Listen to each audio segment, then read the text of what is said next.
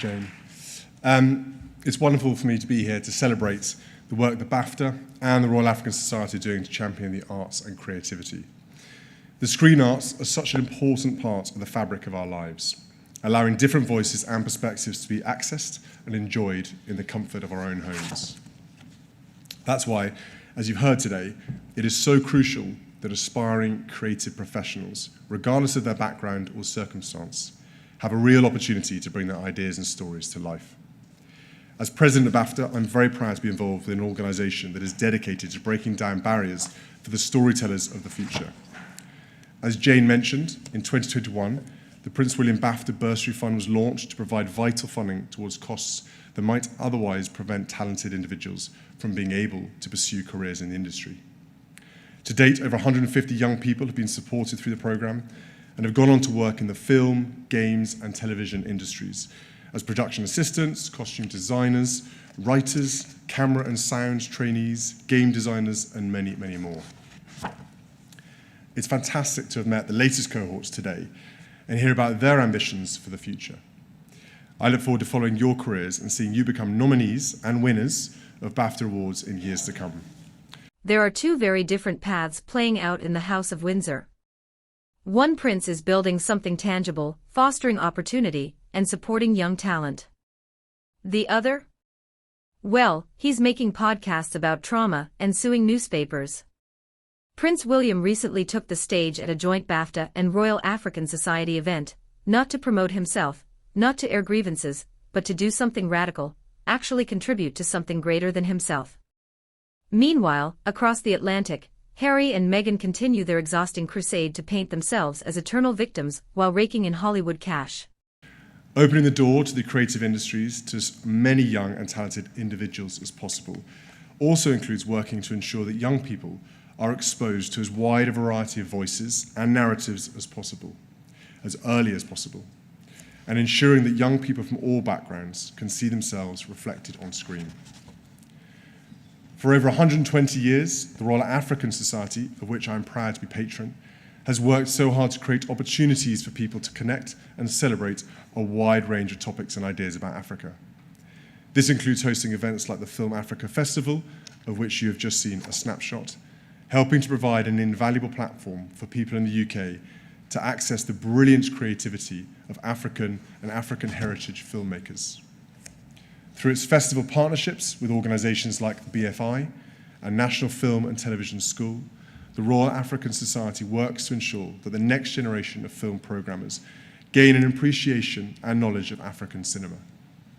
This year's event marks the 11th festival, showcasing over 70 films from Morocco to Madagascar, Sierra Leone to Senegal, and it is clear that African cinema really is flourishing. But I know that this important work delivered by both BAFTA and the Royal African Society would not be possible without the support of many of you in this room. Whether that is sharing your own experiences to help the younger generation succeed in their sector, or providing the funding to support the next generation of talent. I'm delighted to see so many of you here and I'm hugely grateful for your support. I'll stop there as I hear lunch is on the cards, but thank you again for creating such an interesting and worthwhile event. Let's hope we have many more. Thank you. Prince William isn't just talking about diversity, he's investing in it. The Prince William BAFTA Bursary Fund, launched in 2021, has already helped over 150 young creatives break into the notoriously closed-off entertainment industry. These are real opportunities, not PR stunts, not empty speeches, but genuine career-changing initiatives. Contrast that with Meghan Markle's alleged mentorship program, Archetypes, which was quietly axed by Spotify after a single season. Why? Because preaching empowerment is easy, actually delivering it takes effort. Let's be honest, when was the last time Harry or Meghan backed a project that wasn't centered on themselves? Prince William is helping young creatives become the next generation of storytellers, while Meghan and Harry continue telling and retelling their own story ad nauseam. Their entire brand hinges on rehashing their struggles with the monarchy, yet despite all their complaints about racism and exclusion, they have yet to produce a single initiative with real, measurable impact on minority communities. They left the UK under the banner of doing more good, but since then, what have they actually built? A handful of lawsuits and a streaming deal meltdown. William isn't just paying lip service to inclusivity, he's actively supporting African and African heritage filmmakers. The Film Africa Festival, which showcases over 70 films across the continent, is about amplifying voices without making it about himself. Now, let's compare this to Meghan's handling of her so-called African connection. Remember that infamous 2019 interview where she lamented, "Not many people have asked if I'm okay," while visiting South Africa. That moment was less about the people she was supposedly helping and more about her personal PR narrative. Prince William understands something that Harry and Meghan never quite grasped: service isn't about centering yourself in the story. It's about giving others the platform, the tools, and the space to thrive. William isn't whining about his childhood or throwing his family under the bus for a quick buck.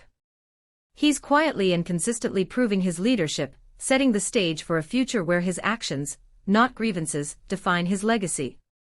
Meanwhile, Harry and Meghan seem more concerned with curating their image than creating lasting impact. If the past few years have shown us anything, it's this: one prince is leading, the other is lingering. The future king is focused on building something lasting, his brother still clinging to the past. The difference has never been clearer: